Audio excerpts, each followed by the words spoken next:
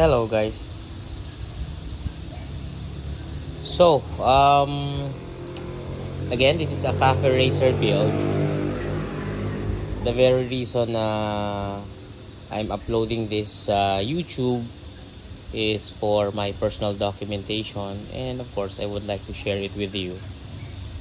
So, on my first upload, ito nga ay scrap bike.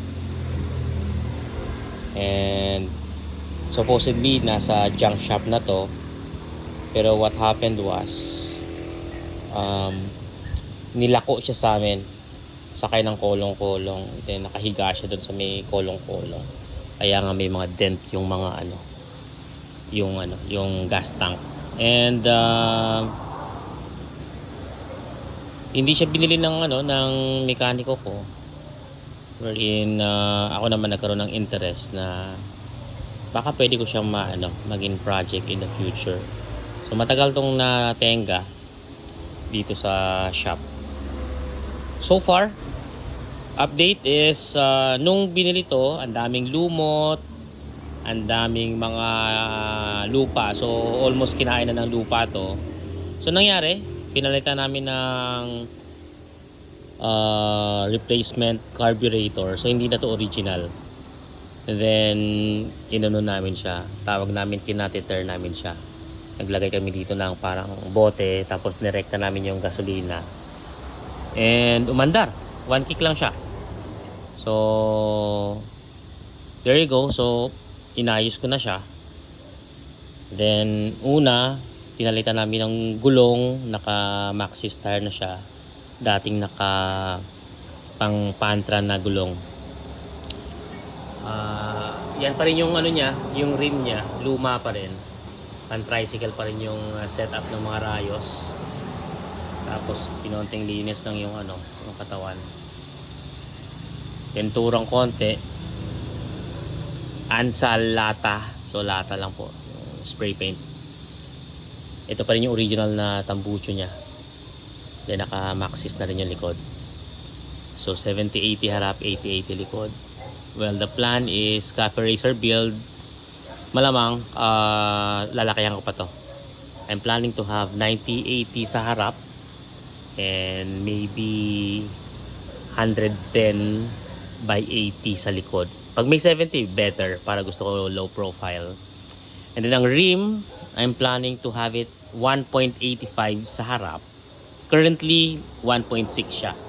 So ang profile niya is ganito siya kalapad. Ayan, ganito siya kalapad. Tapos yung likod 1.6 pa rin yung rim. Ganito naman yung lapad nung 80-80. So yan pala yung napalitan. Ito pinalitan ko din. Hindi na to original niya. Naka stainless na siya na rear fender. Ito yung original light niya. Ang sexy nung original na old school na head na stoplight So I keep it. Hindi ko na binalik yung handrail. So ganyan na yung yung upuan. Nakatapas na. Wala na siyang side panel. So inisip ko bilhan pa ng side cover katulad nung ito ay tinatawag nilang TMX 125 Kaliskis kasi yung sticker niya parang Kaliskis. Siguro mga early 2000 siguro yung model na to. I'm not really sure. Comment down guys pag alam nyo. Hindi na original yung yung rear suspension, nakatakasago na siya. Ito replacement din to. Kasi yung original niya naka-weld for sidecar. Normally pag naka-weld for sidecar nadi-disalign, so kaya pinalitan ko na para yung handling hindi baliko. Ano pa ba yung mga pinalitan ko dito? So ito hindi na to original. Kasi yung original niya yung pagkabili ko dito ibang model yung nakasalpak. Even ito hindi na ata original to. Iba rin yung nakasalpak. So yan, nilinisan lang. Ngayon medyo madumi. Pero essentially this is what it is. Hindi ko inayos yung tangke, ganun pa rin. Tapos nung nabili siya, naka leaf-fan suspension siya. Medyo malaki kumpara sa original na TMX 125155. 33mm siya. So medyo makapal. And gusto ko siya. Nilinis din namin yung crankcase. Ayan, naka-battery siya para sa headlight and ano. Ang ganitong model hindi naman maano sa accessories. So okay na yan. Enough na yung size ng battery. 3L siya ngayon. Hopefully hindi ko na kailangan ng mas malaki. So binablog ko siya for documentation and hopefully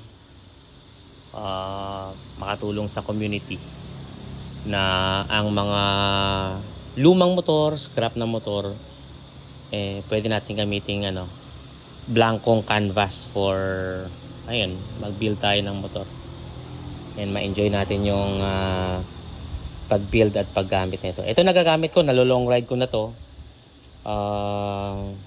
Hindi ko napalitan yung wala akong napalit sa sa internals, maliban lang sa nagpalit ako ng black kasi may usok na siya. Ang mali ko dito, sana ni-rebore ko para na-keep ko yung original black niya. Pero essentially, yung head niya is pa rin. Yan pa rin yung orig niya. Ito lang yung napalitan at saka yung piston. The rest wala pa akong ginalaw. Ito palit ng hindi na 'to original niya, hindi na rin 'to yung handle switch. Ito medyo baliko nga yung handle nito. Papalitan din natin 'yan. I'm thinking na i-clip-ons kasi nga cafe racer build. Alright. So far ito siya.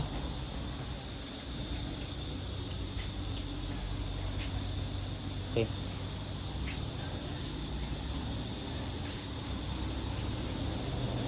Ito yung kakakabit ko lang kanina na headlight. Malaki siya. And sa ngayon mukhang hindi pa bagay kasi hindi pa macho yung gulong natin. Pero I think maging macho tingnan yan kasi malaki yung headlight, then lalakayan natin yung gulong with a wider profile para magmukha siyang parang Royal Enfield inspired. Hopefully you enjoy, guys. Again, this is a TMX 125 cafe racer build. Pag meron kayong suggestions on this build, well, comment down lang po. Peace out, guys.